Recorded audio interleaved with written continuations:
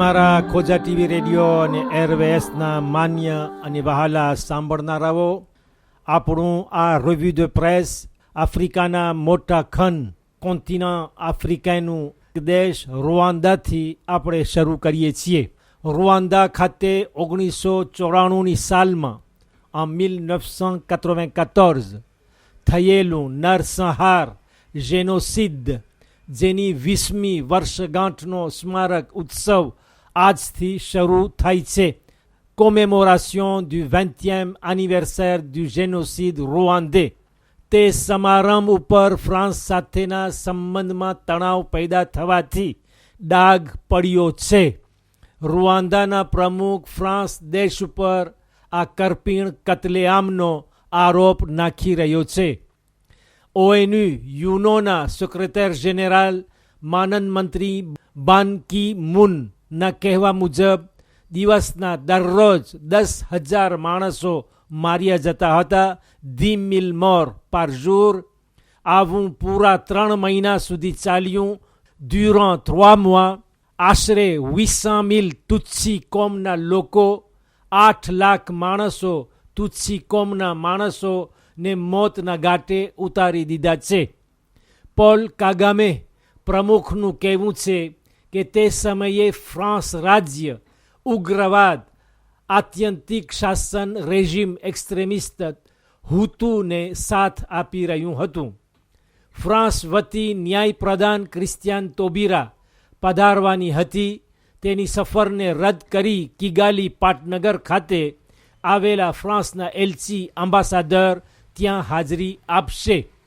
આવો જ આરોપ બેલ્જિક રાજ્ય ઉપર છે, પરંતુ તે દેશ પોતાના મિનિસ્ટર des affaires étrangères વિદેશી પ્રધાનને મોકલશે પ્રતિનિધિ તરીકે. 22 બેલ્જ નાગરિકો 22 citoyens બેલ્જ તે જમાનામાં માર્યા ગયા હતા. તેમના કુટુંબને લઈને આ પ્રસંગે પધારશે, જેમાં બીજા 10 પારાશુટિસ્ટ 36 સૈનિકોને પણ મોત નીપજ્યું હતું. અમે નરસંહારના યાદગાર ઉત્સવને મનાવવા જઈ રહ્યા છીએ. હત્યાના ભોગ બનેલા તેમજ તેમની ફેમિલીનું સ્મારક સમારંભમાં ભાગ લેવા જઈ રહ્યા છીએ. અમે હાલની રૂવાંદાની સરકારને શ્રદ્ધાંજલિ પેશ કરવા જતા નથી, એમ બેલ્જિકના મિનિસ્ટર des affaires étrangères વિદેશી પ્રધાન પોતાના જાહેરાતમાં દર્શાવ્યું હતું. ONU યુનોના 1994ની સાલમાં 1994માં રૂવાંદા ખાતે 2,500-2,500 2500 કાસ્ક બ્લુ શાંતિ સ્થાપક સૈનિકો હાજર હતા, પરંતુ આ ખૂન રેજીને અટકાવી શક્યા નહીં. તેના સેક્રેટરી જનરલ માનન મંત્રી બાન કી મૂન કિગાલી પાટનગર પધારશે. વોશિંગ્ટન તેમની એલ્ચી મહિલા કે જે ONU યુનો ખાતે કામ કરી રહી છે તેને ત્યાં રવાના કરશે. આ દય ઓફિશિયલ સત્તાવાર શોક 4 જુલાઈ 4 juillet ના પૂરું થશે. પોલ કાગામે હાલના રૂવાંદાના પ્રમુખ તેનું લશ્કર કિગાલી રાજધાની ઉપર કબજો મેળવ્યો અને આ નરસંહાર જેનોસિડનો અંત લાવ્યો. રૂવાંદાનું કહેવું છે કે જ્યાં સુધી આપણા બંને દેશો ફ્રાન્સ અને રૂવાંદા સચ્ચાઈને સામે રાખીને જોશું નહીં, ત્યાં સુધી આપણે હકીકતમાં સંમત થશું નહીં. બિલકુલ અશક્ય છે કે આપણા બંને દેશો આગળ વધી શકે અગર આ નરસંહાર જેનોસિડની ઐતિહાસિક હકીકતને વેરીતે હિસ્ટોરિકનો ખુલાસો કરશું નહીં. ફ્રાન્સનો જવાબ છે કે અમે આ સમારંભનો બોયકોટ કરતા નથી. અમારો પ્રતિનિધિ હાજર રહેશે, ફક્ત ન્યાય પ્રદાન નહીં આવી શકે. જ્યારે કે રૂવાંદાનો દાવો છે કે ફ્રાન્સ ભૂલ કરે છે કે તે આ પ્રસંગે ગેરહાજર રહેશે, તે અન્યાય ભર્યું છે. માલી આફ્રિકાનું એક દેશ છે કે ખંડના પશ્ચિમ દિશામાં આવ્યું છે. à l'ouest du continent africain. માલી આશરે 15થી 16 મિલિયનની વસાહત રાખે છે, 15 à 16 millions d'habitants. તેની રાજધાની કેપિટલ બામાકોમાં આશરે 2 millions d'habitants 2 મિલિયનની વસાહત જીવે છે. માલી ખાતે ઘણી પ્રજા કોમ જીવી રહી છે. આજ 18 મહિના થયા depuis 18 mois તે દેશ ઝઘડા અને અથડામણોથી ચીડાઈ રહ્યું છે, ખાસ કરીને તેના ઉત્તર નોર્થ દિશામાં. તે માલી દેશનો પ્રીમિયર મિનિસ્ટર કે જેને ફક્ત 7 મહિના થયા છે depuis 7 mois આ હોદ્દા ઉપર નિમાયો છે, પોતાનું રાજીનામું પેશ કરી આપ્યું, કેમ કે તેના અને પ્રમુખના વિચારો એક સરખા ન હોવાથી પ્રમુખ સાથે સહમત ન થતાં તે આગળ વધવા અશક્ત છે. તેની બદલીમાં તેના જ સરકારી શાસનમાંથી એક પ્રધાનને આ પ્રીમિયર મિનિસ્ટર વડાપ્રધાનનો હોદ્દો સોંપવામાં આવ્યો છે. તે 2013ની સાલમાં l'an 2013 હાલના પ્રમુખ સામે દેશના પ્રમુખ પદની ચૂંટણીમાં સામે ઊભો રહ્યો હતો. 39 વર્ષની તેની ઉંમર છે, આજે de 39 ans. આની પહેલાં બામાકો પાટનગરના એક જિલ્લાનો maire d'une commune de la capitale Bamako હતો. ઇજિપ્ત. અલ કાયદા ટોળીના નેતા મોહમ્મદ અલ ઝવાહિરી ઇજિપ્ત દેશના નાગરિક છે. ગઈ સાલ ઓગસ્ટ 2013થી ઊત 2013થી જકડાઈ ચૂક્યો છે, કેમ કે તેણે પદભ્રષ્ટ પ્રમુખ મોહમ્મદ મોર્સીને પૂરો સાથ આપ્યો હતો. મોહમ્મદ મોર્સીને ઇજિપ્તની ફૌજી લશ્કરે સત્તા ઉપરથી 3 juillet 2013 3 જુલાઈ 2013ના બરતરફ કર્યો હતો અને અત્યારે તેના પર ઘણા કેસ ચાલી રહ્યા છે. મોહમ્મદ અલ ઝવાહિરીનો ભાઈ અને બીજા 67 સાથીઓ 67 પર્સનને ઇજિપ્તને કોર્ટ અદાલતમાં બોલાવી રહી છે. તેમણે આતંકવાદી જૂથ ગ્રુપ ટેરોરિસ્ટ ઊભું કર્યું હતું. સરકારી સગવડો સુવિધાઓ ઇન્સ્ટાલેશન ગવર્નમેન્ટલ ઉપર, સંરક્ષણ દળો ફોર્સ de sécurité અને ક્રિશ્ચિયન ઉપર આક્રમણ કરવાનો આરોપ આવે છે. તે આક્રમણ થયો હતો કે નહીં તેના વિશે કોઈ ચોખવટ નથી. તે લોકોનો ધ્યેય હતો કે દેશમાં અંધાધૂંધી ફેલાય અને કટોકટીમાં તેમજ જોખમમાં આવી જાય. સિરિયા ખાતે હોમ્સ નામના ગામે એક મોટર ગાડીમાં બોમ્બ ધમાકો થતાં ઓછામાં ઓછા 29 માણસો માર્યા ગયા છે. 29 morts કે જેઓ આતંકવાદી બળવાખોરોના સૈનિકો હતા. દમાસ ખાતે પણ બીજા 2 જણને પણ મોત નીપજ્યું હતું. જાપાનનું રાજ્ય તેના લશ્કરી દળોને હુકમ સંભળાવી દીધું છે. જાપાનનું રાજ્ય તેના લશ્કરી દળોને હુકમ સંભળાવી દીધો છે કે અગર કોરે ડ્યુ નોર ઉત્તર કોરે વતી કોઈ મિસાઇલ આવે તો તેને પછાડી આપવી, કે જે જાપાન દેશના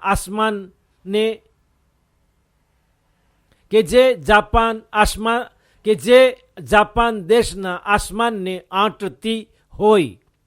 26 માર્ચના કોરે ડ્યુ નોર ઉત્તર કોરે 2 મિસાઇલ જાપાન દરિયામાં મોકલીને આ પ્રમાણે વર્ત્યું હતું. તેના જવાબમાં જાપાનની સરકાર આ પગલાં લીધા છે. તે મિસાઇલ મધ્યમ પહોંચની મોયન પોર્તેની હતી, જાપાનની સરજમીન ઉપર પડી શકે છે. જાપાન એક વહાણ દરિયામાં મોકલ્યું છે કે જે આવા મિસાઇલ સામે લડી શકે. અરબી સઉદિયા અરબસ્તાન ખાતે એક માસ્ટર ઇન્સ્ટિટ્યુટર અમુક નાની છોકરીઓ 6 થી 11 વર્ષની ઉંમર રાખતી âgées de 6 à 11 ans des fillettes ઉપર બળાત્કાર વિયોલ કરવાનો અપરાધી ઠેર્યો છે અને કોર્ટે તેને મોતની સજા આપી છે. અમુક આવી નાની વયની દીકરીઓને પોતાના મકાનની અંદર બોલાવી તેની સાથે આવો શિયળભંગ વિયોલ કર્યો હતો. એક 9 વર્ષની દીકરી une fillette âgée de 9 ans પોલીસને તે મકાન સુધી લઈ આવી ફરિયાદ કરી. અપરાધી 41 વર્ષની વયનો હતો જ્યારે 2011ની સાલમાં l'an 2011 જ્યારે પકડાયો âgé de 41 ans. શાદીવાળો અને 4 અવલાદનો બાપ છે. marié et père de 4 enfants. અરબસ્તાનનો કાનૂન આ બારામાં તમે તો જાણતા હશો કે બહુ જ સખ્ત છે. બસ આપણે ઇન્ડિયા ભારત માતાના સમાચાર ઉપર આજનું આ અવલોકન પૂરું કરશું. દુનિયામાં ઘણી જગ્યાએ ચૂંટણીઓ થઈ રહી છે. ઇલેક્શન લેજિસ્લેટિવ હોય યા મ્યુનિસિપલ હોય, કોઈ જગ્યામાં પ્રેસિડેન્શિયલ છે. ભારતીય રાજકીય નેતાઓ ગઈકાલ તેમની છેવટની મિટિંગો યોજી હતી. ત્યાં ખાતે ઇલેક્શન લેજિસ્લેટિવ લોકસભાના મેમ્બરોની ચૂંટણી સૌથી મહાન યોજાઈ રહી હતી. લોકસભાના મેમ્બરોની સૌથી મહાન ચૂંટણી યોજાઈ રહી છે કે જેના જેવી કદી આ જગત ઉપર થઈ નથી. હિન્દુ રાષ્ટ્રવાદી નેશનલિસ્ટ હિન્દુ નરેન્દ્ર મોદીને વધુ બેઠકો મળશે. તેને સામે ગાંધી કુટુંબની પાર્ટી તેની સામે ગાંધી કુટુંબની પાર્ટી કોંગ્રેસ લડી રહી છે. આજ 10 વર્ષ થયા સત્તા ઉપર છે. આજ વખતે તેની હાર દેખાય છે એવું જાહેર થઈ રહ્યું છે. તે પાર્ટી ઘણા કેસ થકી નબળી પડી ગઈ છે. આજથી આ મારાથોન ઇલેક્ટોરલ ભારત ઇન્ડિયા ખાતે શરૂ થઈ રહ્યું છે. ચૂંટણીની બહુ જ મોટી લાંબી દોડવાની ચાલ કે જે આવતા 12 મેના પૂરી થશે. 814 મિલિયન ઇલેક્ટર 814 મિલિયન મતદારોને વોટ આપવા બોલાવ્યા છે. 2009ની સાલ કરતાં આ વર્ષે 100 મિલિયન વધુ ગણતરીમાં આવે છે. ભારતીય જનતા પાર્ટી વતી કાંદીદા ઉમેદવાર નરેન્દ્ર મોદી, કોંગ્રેસ પાર્ટી કે જેના વતી 43 વર્ષના રાહુલ ગાંધી આજે de 43 ans, નહેરુની દીકરીના નવાસા તેની સામે ઊભા રહેશે. મોદી પોકારી રહ્યા હતા કે કોંગ્રેસ પાર્ટી મુસલમાનોની હાલત સુધારવા કંઈ પણ કર્યું નથી, જ્યારે કે તેની પોતાની પાર્ટી ઉપર ધાર્મિક અથડામણો પેદા કરવાના આરોપ પડી રહ્યા છે. મોદી આવાજ આપે છે કે જે મુશ્કેલીઓ તમને 60 વર્ષથી ઘેરી રાખી છે, મારા આવવાથી હું 60 મહિનાઓમાં તેને દૂર કરી આપીશ. ગુજરાત રાજ્યના આ નેતા કે જે 2001ની સાલથી સત્તા ઉપર છે, કે જે કોમી જંગોમાં આગ ભડકી રહેતા હોય, 2002માં હિન્દુ મુસ્લિમ વચ્ચેના અથડામણોમાં 1000 માણસો માર્યા ગયા હતા. મિલ મોર કે જે લગભગ મુસલમાનો હતા, છતાં પણ સરકારે તેના પ્રત્યે કોઈ પગલાં લીધી નહીં. એણે કહ્યું કે સોનિયા બહેન, તમારી આંખો સામે 700 કોમી તોફાન એમેત કોમ્યુનોતેર ફાટ્યા હતા. 700 તેમાંથી 250 તો ફક્ત ઉત્તર પ્રદેશના રાજ્યમાં જાગ્યા હતા. આજ ઉત્તર પ્રદેશમાં ગઈ સાલ 50 માણસો માર્યા ગયા હતા. 50 મોર. મોદીનો જમણો હાથ વિશ્વાસુ ગણાતા માણસ અમિત શાહ પોતાના ભાષણથી લોકોની લાગણી ઉશ્કેરી રહ્યા છે. તેણે કહ્યું હતું કે આ ચૂંટણીનો મુદ્દો છે, આ સરકારને બહાર ધકેલી દેવામાં આવે કે જે તે લોકોને રક્ષણ આપે છે અને આર્થિક વળતર પૂરું પાડે છે જે લોકો હિન્દુઓની હત્યા કરી છે, હિન્દુઓને માર્યા છે. L'enjeu de cette élection est de sortir un gouvernement qui protège et offre des réparations financières à ceux qui tuent des hindous. Congress party Amit શાહને પકડી લેવા ફરિયાદ કરી છે અને તેની સામે કેસ દાખલ કર્યો છે. બસ અમારા ખોજા ટીવી રેડિયો અને એરવેસના માન્ય શ્રોતાજનો, તમે પણ આ રિવ્યુ ધ પ્રેસ બહુ જ લંબાઈ ગયું છે તેની ફરિયાદ ન કરો. તે માટે થઈને અહીં તેને સમાપ્ત કરું છું.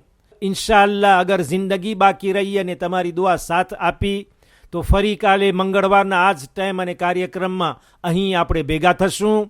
અને ત્યાં સુધી આપણે એકબીજાને ખુદા હાફિઝ કહીએ અને વાલેકુમ સલામ વરહમતુલ્લાહી વબરકાતુહુ.